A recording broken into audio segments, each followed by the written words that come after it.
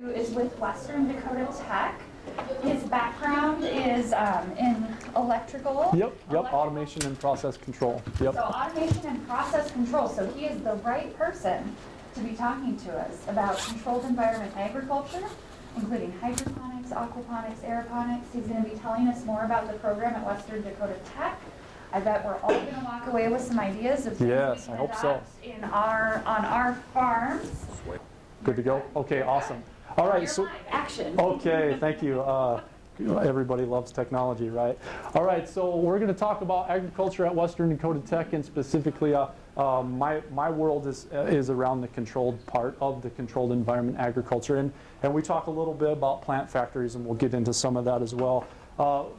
Straight away, on behalf of Dr. Murray, my colleague, she's the program director for the environmental engineering program, as well as the co-director for the Controlled Environment Ag program. I'm Brian. I'm the program director for the electrical program and the co-director for the CEA program.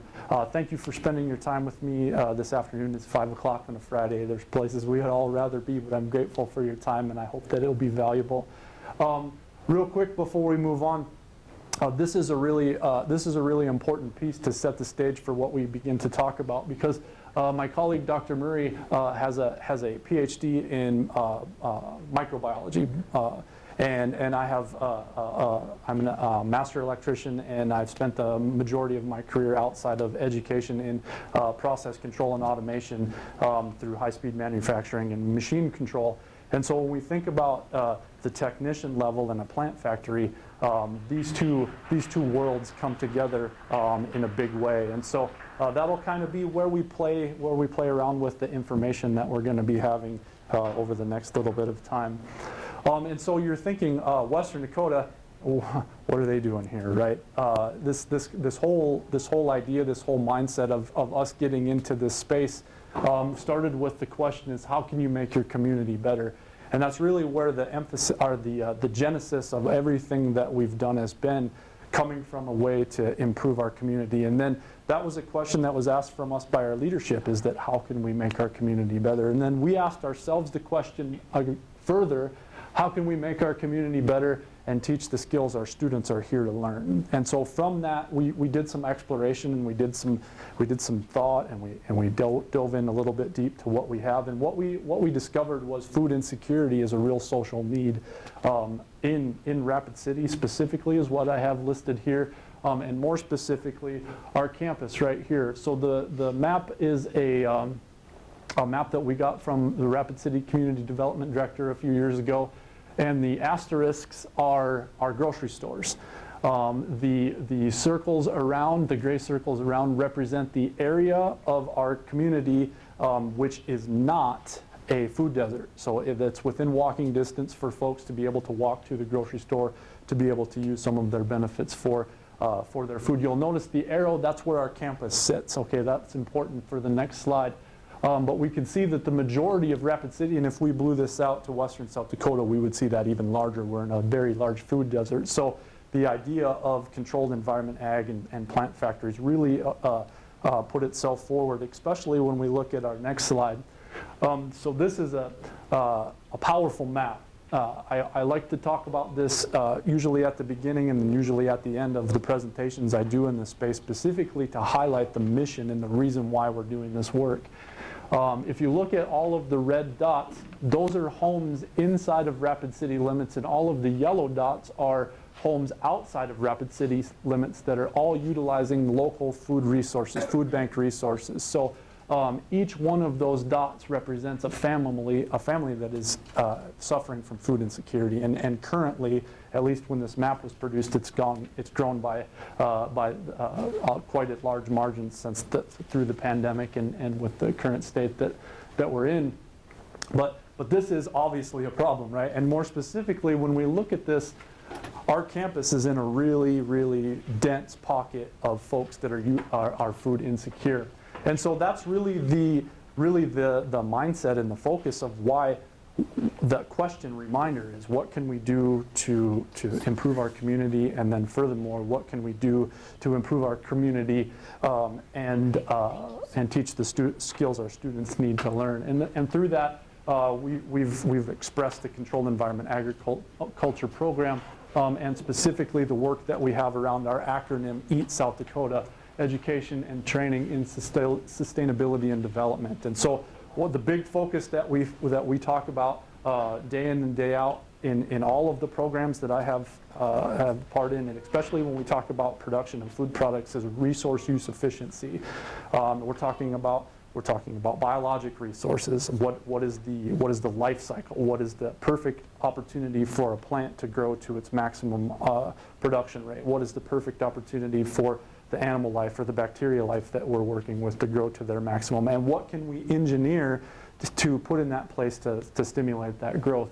And specifically the development, like developing this whole marketplace in Western South Dakota is what our mission is.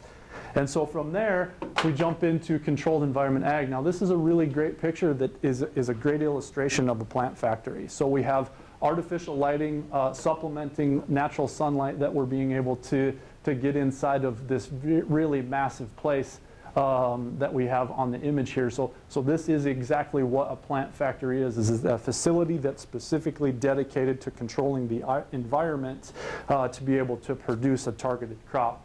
There's a lot of these things popping up around the area, around the country, especially our region. Right now, we're seeing an explosion in controlled environment because of the cannabis cultivation. So these are really great opportunities. Number one, for a student that's going through this training to have a really well-paying career path. Entrepreneurial opportunities are galore, and really. The amazing part about what we do is we marry that biology of the plant science and the animal science with that technology side to give that true technician or jack of all trades that can observe an issue with the plant and also be able to fix plumbing if it needs to be. Western Dakota, we started our mission and our process with the aquaponics cycle. So if you're not familiar with aquaponics is a combination of hydroponics, soilless growing, along with aquaculture, which is the cultivation of aquatic species for human consumption. So we marry those two together. Here's a really cool diagram that we have. The fish exist in a spot, and the main goal of this is to create an environment where this is a cyclical, sustainable environment that both the maximum output of fish can happen, or aquatic species, and the maximum output of the plant life can happen.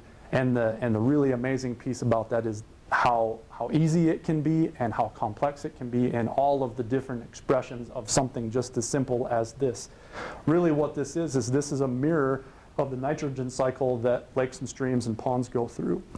Aquatic life provides us the nutrient or the essentially what we're looking for is the ammonia off of the waste. We bring that into our filtration system where nitrifying bacteria convert the ammonia from nitrate into nitrite, and then we use the plants to extract that.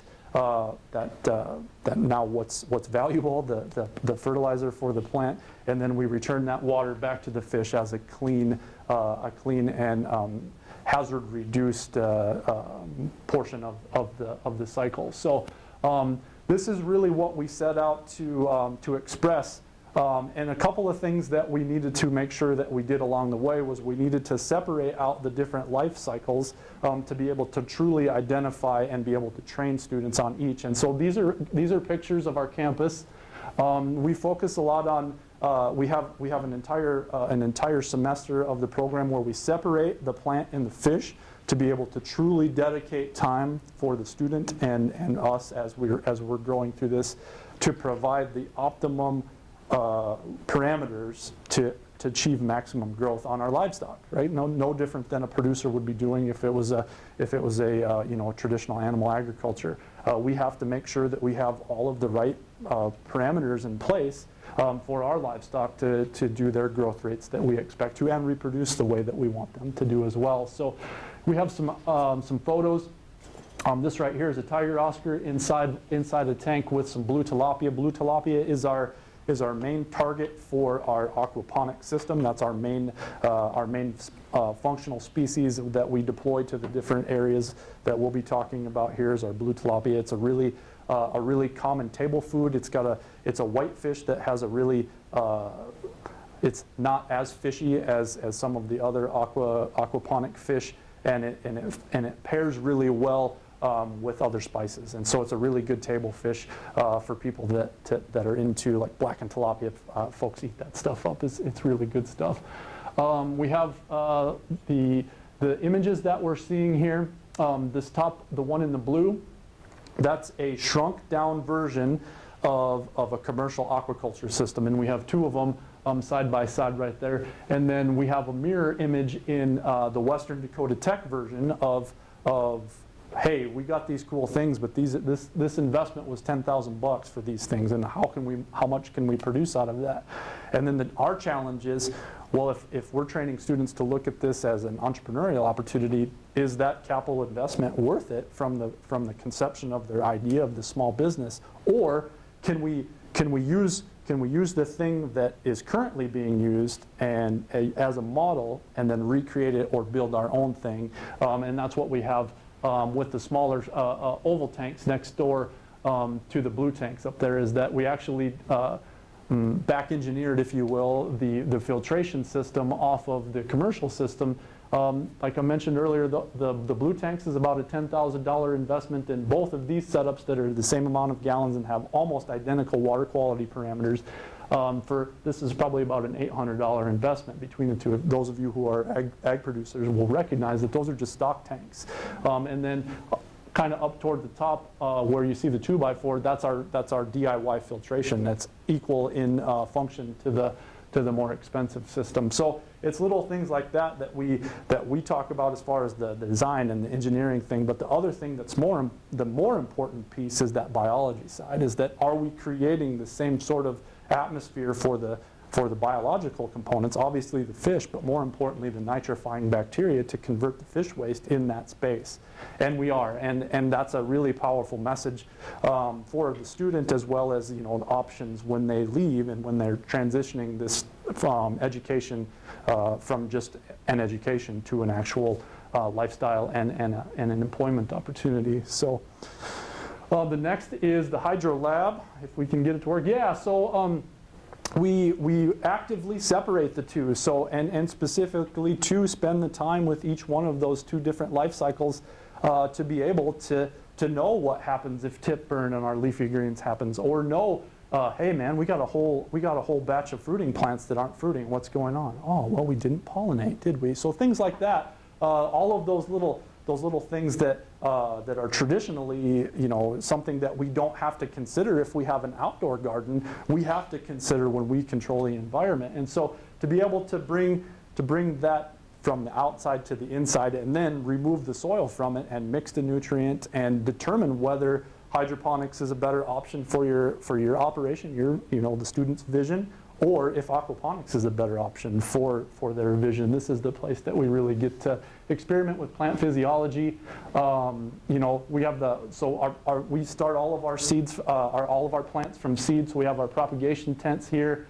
The process goes, I don't have a good picture of it here, but it's coming in a little bit. Actually, next slide. All of our seeds start from our racks there. Anybody that's done hydroponics is probably pretty familiar with the setup there. From there, they go out to the different areas. The rock wool right there, that gets separated out and is in the plug in the nutrient film technique. That's what we have right here. We have some really cool different lettuce varieties popping off there. That was a really good experience that the students got to go through.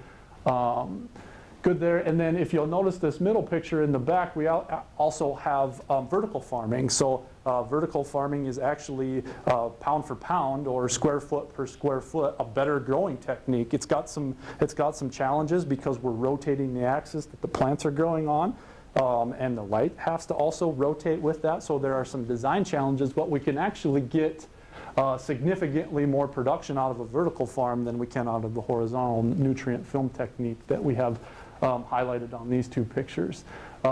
This space has gone through a couple of we love building things, right? We're builders, we're doers, we're the engineers. We've gone through a couple versions of the design of this space now, but when I originally built the space, we could produce 4,600 plants in just a room. Just if we squared this wall off and went to that edge, we would be about this size of this room. So I mean, when you talk about entrepreneurial opportunity, if you're able to commit to 800 heads of lettuce a week, that's some significant numbers. And not only that, but think about the footprint that you're in. So that's a great space. We go through and we deliberately manipulate the plant physiology to try to trick the students into researching what it is that they're experiencing and how to counter that. That's a really great thing for the student to understand on nutrient characteristics and the different things. And it's also a great thing for me to understand as the person that teaches the automation, is that how can I remove the necessity for the person to be on scene doing that? How can I build a control system that recognizes if our iron level is out of whack and our leaves are getting green? And then how can I program something in the automation to counter that and measure that increase and have some AI look at the leaf to benefit, to have a further resource use efficiency system by even further removing the human resource from that stage. And then so lastly, we tie them all together, and this is really great. I love these pictures. Like I mentioned, we build things. So this is actually our second or third version. I started the project. I'm the electrical program director at the beginning. I got to try to float fish tanks, fish, plants under my electrical budget. So with that in mind, these first systems, my operating budget to build these things is like what's in my wallet. You know, like I funded most of the conception of this stuff with donations. The barrels we see, the IBC tote, the 2x4s. I did get some grants for these lights. These are some pretty amazing lights. But we can see we have a really flourishing system there. There's pumpkins, there's tomatoes. This was before Dr. Murray came, and I was really experimental, and I just threw a handful of seeds out there to see what grew, and then we had to get scientific when she joined. But yeah, so in this experimental system, I really was curious what will grow. I've successfully grown and produced about 60 different not at volume, obviously, but experimentally about 60 different species of just stuff I picked out of the seed magazine. So leafy greens, fruiting plants. The stuff that we see down here at the bottom, that's my pumpkins just exploding and vining out and creating. If we look on the back side of that picture, that's where I teach students electrical automation. So there's a pumpkin flower right next to a student that's programming a programmable logic controller. Also, one other funny story about this picture is I planted green beans on that far side, and they grew up and just will look beautiful on the back side, and we're fruiting right there. And the student that was in the lab that was right next there would just reach up and grab one and eat it while he was doing his work. And I'm like, hey man, I'm trying to see how much I'm actually producing, and you're taking my production right off of the vine here. But no, it was when that happened, it was like, man, we really are doing the thing that we set out to do. This guy's eating it not because it's like some amazing thing. He's hungry and there's food right there, right? So we're really starting to solve that need. And then this is kind of our main experimental lab right now on campus. This is we did a really fun engineering project with this one. We have multiple different types of growing features happening right here. Just in this picture. So back in the far foreground there, background I guess would be is our fish tank or our IBC tote. That's where we have a small little breeding colony of blue tilapia that are just existing in that space. Water is extracted from there, goes up into the blue tank on the top. We learned very early on in our experimentation that it's important to separate the solids from the liquid waste, which is actually what we want, more specifically the ammonia that fish release through their digestion process, as well as fish release a little bit of ammonia when they respirate. So we wanted to separate the solids out because that is really great fertilizer. I just don't want to clean it out of my grow beds. And we feed that out into our outdoor growing through some pipes. But then we have some really neat stuff happening in the background here, and we have some viners Viners on the bottom didn't make it all the way up to the trellises. That's one of the things that we're experimenting now, just to do a little redesign to get the viners that are on those middle pipes to be able to reach up to the top and kind of bring the canopy over the top of this. But down here, these are our lettuce rafts. So the different growing techniques that we have illustrated here is we have the nutrient film technique in the fruiting plants in the background. And then up here, this is a combination of both flood and drain aquaponics as well as deep water culture that was specifically designed because this is in a school. We have great power, but what if we are designing this in Costa Rica or in some other place that doesn't have quality power? How can we engineer out that necessity to keep that water moving? And one of the big features of hydroponics is a deep water culture bed. Many of you might have heard of that. If not, it's essentially there's a calculation that goes into the amount of nutrients and liquid per plant that they need to have. They know each head of lettuce needs 3 liters of water and X number of nutrients. They mix all of that together, dump it in a big tank, put it in a greenhouse, and come back in 8 weeks, and they're there. This is an intentional engineered system to have that deep water that if my system does go down, I don't have to worry about my plants dying quickly like I do have to in the nutrient film technique. That's a big concern, is if our water stops flowing, the clock starts ticking, we could lose an entire crop because we don't have our water flowing in the nutrient film technique. So it's those little design things and those engineering thoughts that the engineer has to collaborate with the biologist to make sure that, hey, this is a really great quality of this sort of production, but it's bad in this spot. So how can we eliminate the bad and incorporate the good in another thing? And so that's what we have. The other thing, the flood and drain component of this is that this is getting fresh, nutrient-rich fish water on a timer every 15 minutes to keep that continual nutrient, and more specifically, not the nutrients, is the conversion of the fish waste. So we have parameters that are set up inside of the control system. Once again, this is all automated. This is set it and forget it. We can hit the start button.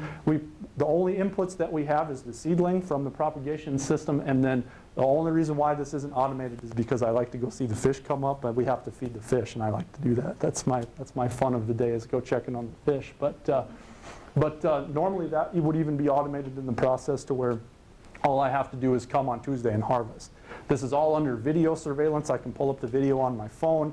I can text message the control system. The control system can text message me, and there's a whole bunch of cool parameters that we can get into the system, from remote. And that's really the key piece, is that resource use management or efficiency of even including the human resource. So all of this, we've set the stage for some really cool things happening. But how do we do all of this? And so the next couple of slides, we're going to actually talk about the process. So before we go into this, we have to have this idea, right? What is it that, like, we know about plant biology, we know about animal biology, and we've had a little bit of experience understanding how those things need to integrate. What's the next step? And so what we do is we run all of those students through a design process where they've gone through, they've learned about the optimal parameters for the target species of plant that they want to grow. They've understood whether or not hydroponics is the option, or if aquaponics is the option. If aquaponics is the option, what's the best way to grow the target that they're trying to grow in that facility. And then we bring that together and we actually build the design in 3D space. So both of these designs, this is actually a student design. We put them through a competition a couple of years ago. We gave them a 10-foot cube, and their requirements were to produce the maximum amount of produce, both plant and animal. And you have a limited budget. It has to be automated, and it can only take up this space. And this one actually, I don't remember the numbers, but this one was the one that won the competition because they're using that vertical space. You can see how they put some design elements in there with the plumbing, and they've also decided to use the space above the fish tank to grow as well. So those little design things that a person who's looking at this as an entrepreneurial opportunity can consider when they're trying to determine business plans, capital allocations, et cetera, et cetera. This one right here is going to actually circle back a little bit deeper into our PowerPoint, and we'll be able to talk about that. So one of the other, this previous slide was the computer-aided design team. They're part of what the students go through. The other program that is heavily involved with this is the environmental engineering technician. So we have an enclosed, controllable nitrogen cycle happening on our campus. So instead of our students needing to, last week, when it was, wind was blowing or earlier this week when the wind was blowing and it's snowing, our students don't all have to go out to Rapid Creek to be able to do the experiments that they need to do. We have that system right here inside of the lab. Also, these students are really the forefront on who's the leadership for the controlled environment ag students on what the environmental qualities need to be able to grow this stuff. The CEA students take a lot of classes with environmental engineering students. It's a really cool collaboration because they're big picture focused environmental, and the CEA students are really more focused on the production cycle. So it's a really cool dynamic that happens there. But there's some of our tilapia and some of our koi and goldfish in there as well. So now the fun stuff, right? The electrical. So this is a couple of really cool pictures that just kind of illustrate some of the, this is the hardware, and then this is the software side of what's really kind of the brains, the arms, and the hands of the system, right? So part of that same program, the Controlled Environment Ag program, is to have the students understand, hey, what does it mean to have a switch turn on? What is an analog input? What is coding? Like, that's a whole different world from plant biology, but marrying those two things together for a technician to understand, he doesn't need to be able to write an AI code, but he needs to be able to get in here and be able to look at this and say, that doesn't look right. Or, hey, this sensor is bad. I know how to change the sensor. Or an entrepreneur, you're gonna design the system. You're going to have a process in mind, and now you have the skills to be able to not only design it, not only build it, but now you have the ability to control it as well. So adding that component to the technician or the entrepreneur is really that next step into really progressing this into something that's not only an opportunity for the students, but Western Dakota Tech impacting our community as well. This is a big one for me. I could talk the whole hour just on this. The other thing that we focus a lot on that I haven't mentioned yet is lighting. Lighting in controlled environment ag is a big thing. All of our control systems have that in mind. We're growing indoors. We have to supplement light most of the time. Right now we are doing it all of the time.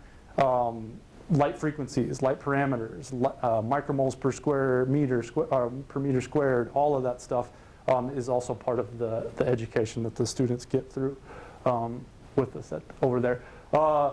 We build really big collaborations on campus. Many of the things that we've seen so far have been collaborations through all of these different programs, and really the goal of that is to have this be a community-minded project, and also encourage the students that are in the construction program be thinking about sustainability as you graduate. All of the programs mentioned, obviously we have a heavy plumbing influence. HVAC, air movement, is big in a controlled environment ag. What happens if I have a plant factory and I turn all the lights off at once? I'm going to see my humidity spike because the plant goes into respiration. How do we control that? Do we build for all of the lights off at once, or do we control sections of lights going off? All of that stuff is done in that design process. So a lot of really great collaborations. The students that take these programs get to have a little bit of a taste in every single one of these different things that they're doing. Recently, we've even seen our sociology and our psychology gen ed programs being involved with this to really talk about the impact that sustainably minded people can do, and also the impact on how good food can affect us. The quality of the product that you're consuming. And so we're seeing a lot of really cool collaborations on campus about that. Once again, back to the fun stuff. So the gentleman asked me about our greenhouse. So same kind of process. We started with this idea. Right now we're married to our building. We don't have complete control of the environment as it stands in western South Dakota in the summer and in the winter. And this is a bridge that we need to cross to truly test our system. And so this is a USDA funded project. It's an educational grant for us to build this structure on our campus. This is based off of the greenhouse in the snow and has some pretty significant differences because of our building requirements as well as the engineering that we put into it. Initially, we have the design concepts, and then we are so close to being done with this thing. This was a picture from 2 weeks ago, right before the snow came in. We got our last little set of concrete poured, and we're sheeting it. We're going to be enclosing it on Monday and Tuesday next week, and we hope to have some plant life happening in there before we leave for Christmas break this year. This project started right the January that COVID came. So just imagine that whole 2 years just getting smashed off of our radar. So this has been a long time coming. It's the really amazing thing about this is it's grant funded and the students have built everything. The only thing that they didn't build was the actual metal structure. That was part of the kit that we bought from Greenhouse in the Snow. Was to have that metal bent, but everything else on here that we see, even from the blocks on the outside, the students have had their hands on and have been invested in this process to get this thing done. That's magical to me, to see those folks in all of those different programs that I mentioned coming together to make this happen, knowing the impact that this is going to have for our community. Is pretty fascinating. Some cool engineering in this. Those of you guys that have experience with Greenhouse in the Snow will know that this is a geothermal greenhouse. We have some air exchange geothermal tubes that are 12 feet in the earth, 250 feet out in a circle out behind. We've calculated and done some studies on our air movement, the air movement that we want to have. So we've increased the amount of airflow that's going to be moving through the space. This is going to be an aquaponics greenhouse, so we have some engineering plans to utilize the large volume of water that's going to be in this space as a heat sink. We'll be pumping the water up through the peak of the greenhouse and back down into the tanks to release that heat into the darkness throughout the wintertime, and then we will also be doing a similar thing to that by circulating the liquid of the aquaponic system into the earth to cool it down to use that as a heat sink in the summertime. So that large volume of water is going to kind of help us counter the extremes. We're excited to see how that all goes. All of the information that we pull out of this, we're happy to give that to people that are interested. We have a controlled environment ag page on our website that all of this stuff will be able to be looked at for you guys if you're interested in it. But this is really that next step in truly combating our western South Dakota weather with the engineering plans and the fun stuff that we get to do with controlled environment ag. So that's really good. The next one is that how can we transcend our campus? That greenhouse is a great way to bring people to us, but how can we get us to the people? This is maybe an NRCS, I don't remember. This is another grant-funded project. Once again, design from the pinnacle, build it in 3D space, feel how it works, then build it in the field. We actually were able to get this. This is a system that we have at East Middle School over in Rapid City called Planting the Pond. That was the name of the grant that we did. We constructed an aquaponic system for middle schoolers to be able to learn about plant physiology, learn animal physiology, be able to learn about automation, plumbing. They're fascinated with the siphons that we use. You can move water just through vacuum. Yeah, here. It's amazing. That's me talking a little fish biology to some middle schoolers up there. This thing is another one of those things that really just excites us. When we see an entire middle school pass this every day, and when we're there helping the teachers with maintenance or doing whatever we do there, we're there a little every once in a while. just the number of students that stop to talk to us. They're willing to take a tardy, go into their next class just to be able to talk to us about the thing that they get to see every day. This is incorporated into their science, engineering, STEM, science, technology, engineering, and math programs at East Middle School. They talk about, they use the food science as one of the things that they talk about there, and farm to table, all of that stuff. These guys are actually, it's kind of changed a little bit from when we started it, but they had the initial vision of building a greenhouse on their campus as well, but that's kind of iced out a little bit. There's been some movement with folks, but the science teachers have taken this over now. Originally we had some history teachers that were on this. With this year, the science program has come alongside of us, and they're really going deep into like plant life cycle, animal life cycle, and just using this as a tool to teach their students.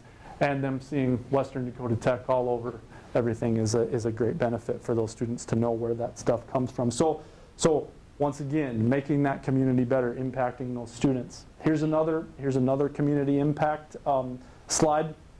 All of the production, all of the produce that has been safe for human consumption that we've created so far has been donated to Fork Reel Cafe. You guys might have heard of them if you're from the Rapid area. If not, they're a dine with dignity or a pay what you can cafe. We have been partners with them since the beginning of them, and everything that we've donated so far, and we've been hoping and working hard to be able to build a system at their property, at their place. And this year we've been able to secure grant funding to actually deploy a system to Fork Reel's place to have their food grown right on the place that it is served. So that's a really exciting opportunity. We are very excited about that. That will probably be, the funding is going to be starting right here in 23, and that will probably be rolled out somewhere between January and then summer. We'll probably get a system going there. With that funding, we also secured funding to build a controlled environment ag system for Meals on Wheels in Rapid City. So right there, another amazing opportunity to have a plant factory. They bought an old grocery store, Meals on Wheels did, in the kind of in the valley, in a food desert that they're going to convert into the space for us to build a system in, and then that'll be a part of employment opportunity and an off-site location for us to do our work with plant studies and all of the fun stuff that we're going to be doing there. And then last but not least on this one, Wellfully. This is a really exciting one that's emerging. Wellfully is an adolescent, it's like a home for troubled youth kind of thing, with counselors, essentially a place for kids that are in a real bad spot to go and get out of their bad spot. They approached us and wanted to come alongside of us and get a green space inside of their building, and we were able to secure some grant funding to build a. I'm not entirely sure if this is going to be an agriculture thing or if this is going to be some other sort of a thing, but we're going to be putting a plant factory inside of their space as well. So really just expanding that out into the community. You guys have probably got to hear from Barb today, Barb Cromwell, the Black Hills Farmers Market. They are a great partner with us. The next phase of our production, when we get into the greenhouse and we get our numbers up, they've asked Western Dakota to be a leafy green wholesaler. That's one of our goals in the next couple of years, is to have our production levels high enough to be able to be a wholesaler for leafy greens through the farmers market. All programs that I'm involved with support the farmers market. We're currently wiring a cold room or a cold shed for producers to bring their when they bring their crop to the market on Saturday, and what they don't sell, that's going to be able to get moved into this cold storage and be put on the wholesale market so they don't have to transport it home, and it can still generate an income even though it's not what they would have normally got at the market. That's something that we're collaborating with them on. And then this right here, this is Live Move Bee Farms. We took a investment in them through leadership. My colleague Dr. Murray sits on their board of directors. Live Move Bee is a hydroponic operation by Black Hills Works in Rapid City that uses hydroponic growing as therapy for students with autism. It's a very calming, welcoming place that a task can be focused on that students with autism really speak to, and so that's one of the community partners that we collaborate with in Rapid City. Take a breath, right? Yeah. Yes. I actually have a question. Yes, go about ahead. The previous Sure. topic.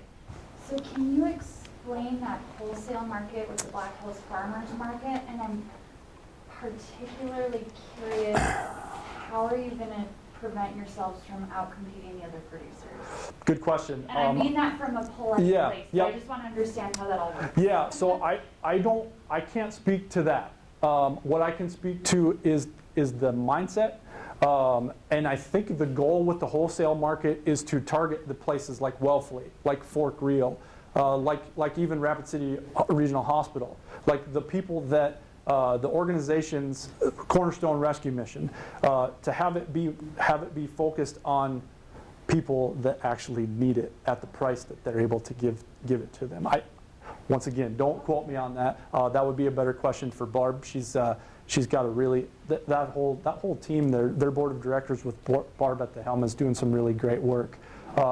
We're on a really parallel, a really outside parallel piece to that, just because we're helping them achieve that goal through the other resources that we have at the school. Well, and I suppose it's kind of is the goal maybe like all boats rise? Exactly that. Exactly that. And people can start getting volume. Yeah. Okay. Yep. Exactly that. Western Dakota Tech wants to be the glue that holds that community together. Through my and Dr. Murray's work, we bring all people to the table, and we would love the producer to come and talk to us about, hey, this is the thing that we need to do to make sure that we don't have that happen. We would love those conversations and welcome everybody to that table. So, great question. Thank you. Next, this is another really exciting project that we have going on right now. Currently, the Environmental Protection Agency doesn't have a limit to the amount of nutrients that municipal water treatment facilities are dumping into our lakes and streams.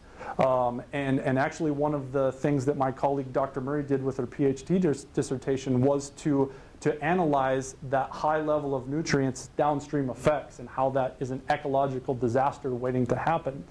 And so one of the concepts that we've asked for and received funding to research is, what if we removed the fish and inserted the human into the aquaponics process?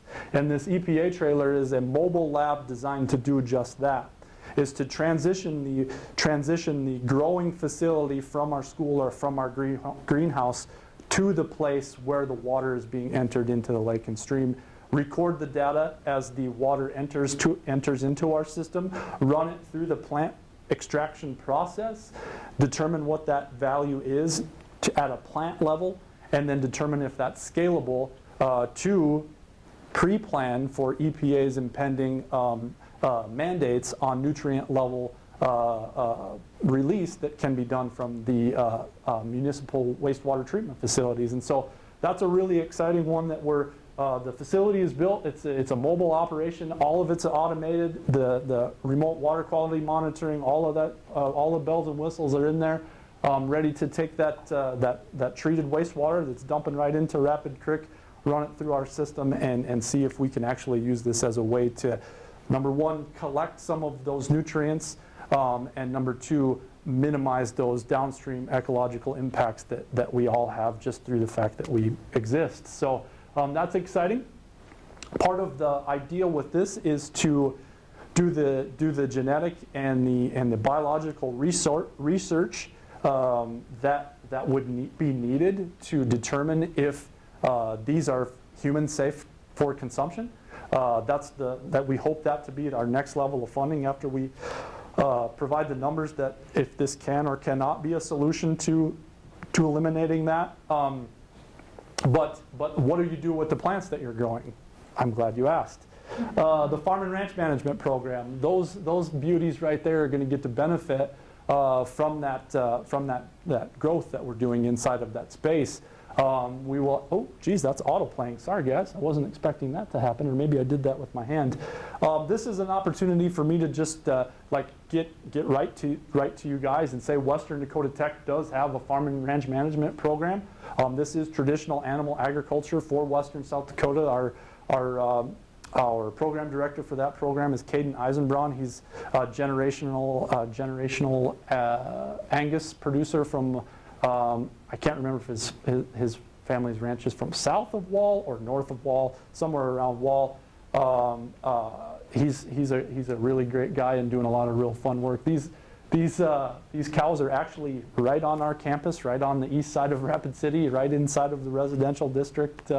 I've had the opportunity this fall to round that little up from the streets of the trailer park that's right next door to our campus. He is a steer now and is very ornery and in the process of joining the meat processing program. So that little fella is destined for the table there. This has been a really cool emerging program that we have listened to the community ask for, a meat processing program. You guys I noticed Wall Meats is on the program. I'm going to go back just to those guys for a second.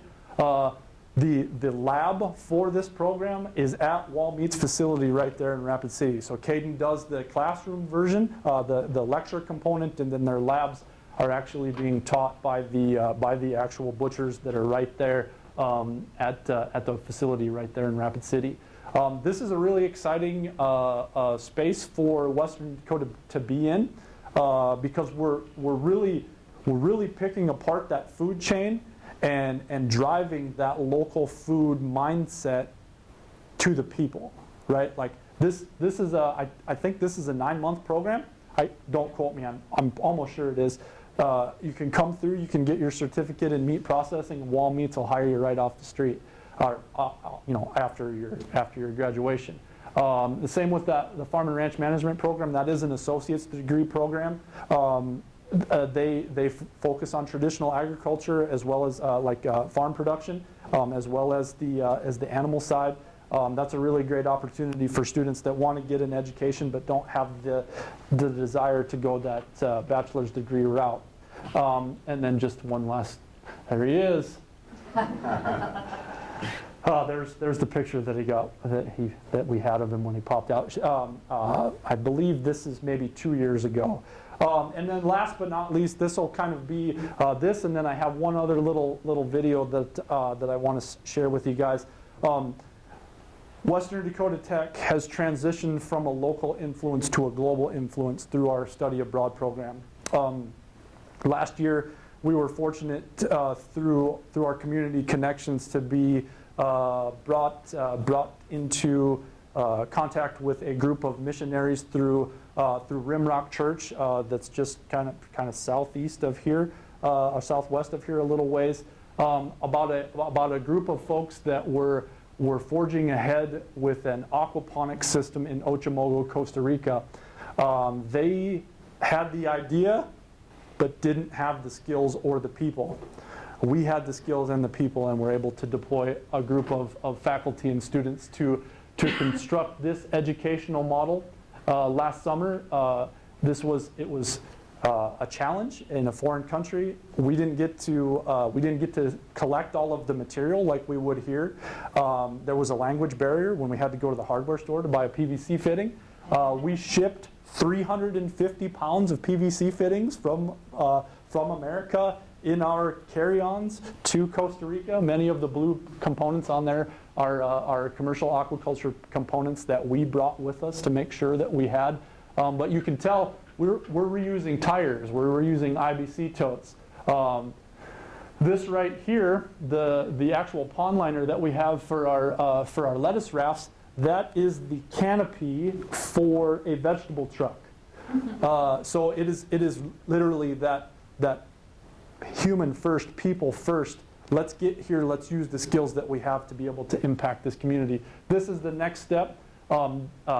This is the greenhouse facility that they're building, and we hope to transition the educational system that they're using right now, where they're learning how to grow, they're learning how to maintain the system, they're learning how to maintain fish parameters, plant parameters for a year, and hopefully next summer we're going to be able to deploy back down to Costa Rica to be able to build a commercial system inside of that space. What's great about that is when we get to this next level, we're going to automate it extremely. We're going to put in all of the same sort of sensors that we have at our system, and now we have a way to digitally compare instantly the system that we have in Costa Rica to the system that we have in Rapid, and we can learn and understand what it's like to grow in a temperate climate versus what it's like to grow in our crazy world up here. Compare and contrast, and actually be able to encourage those students to think about that as they go. And then almost done, I want to share this with you.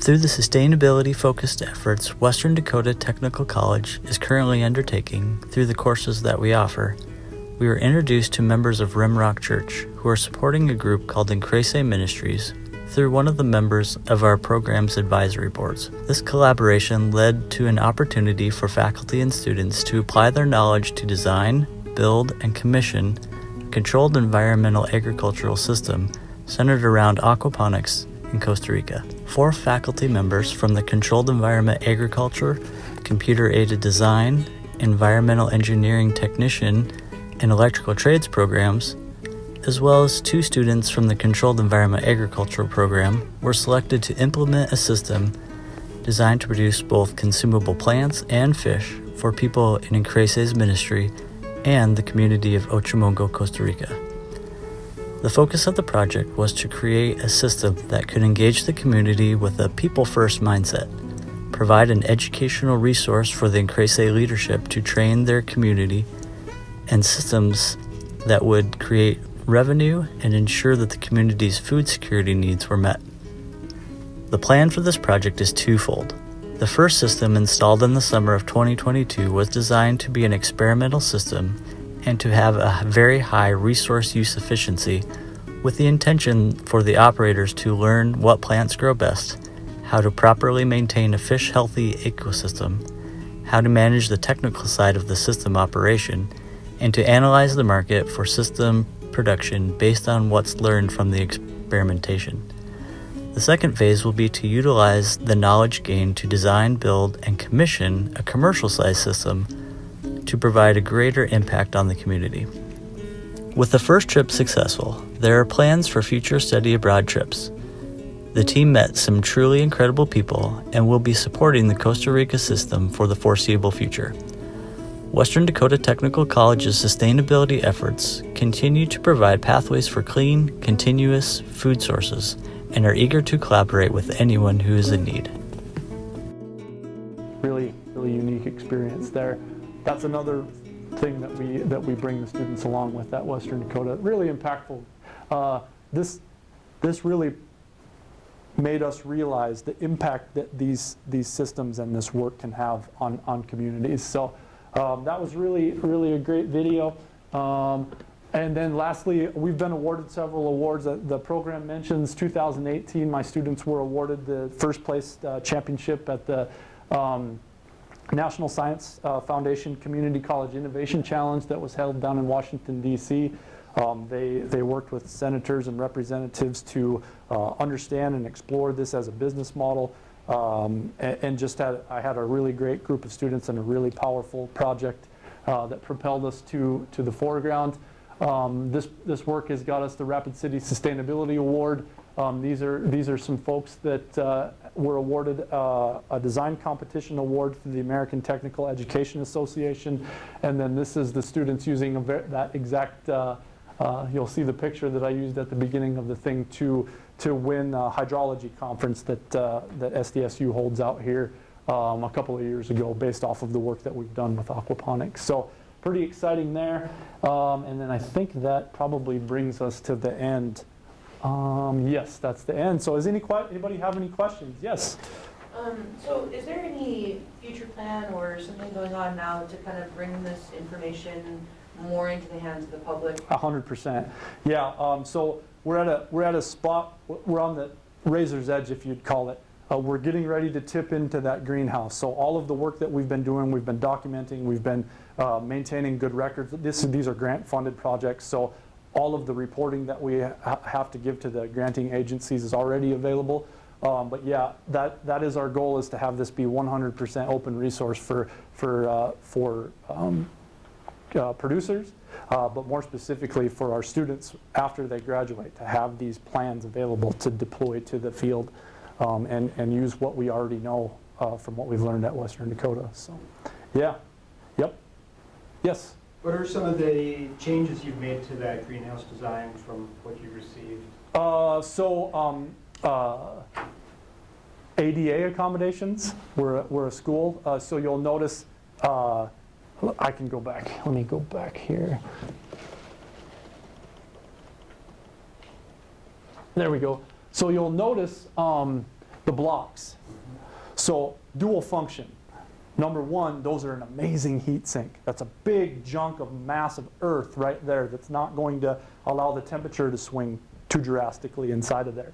The other thing is, almost every single one of these that we have seen that haven't had this sort of retaining wall, as the earth settles, it begins to collapse in, and the way that is recommended to hold that earth back is by using the same material we have along the back wall with posts jammed into the ground on your lower level. That didn't meet Rapid City building standards, so we had to upgrade it to this.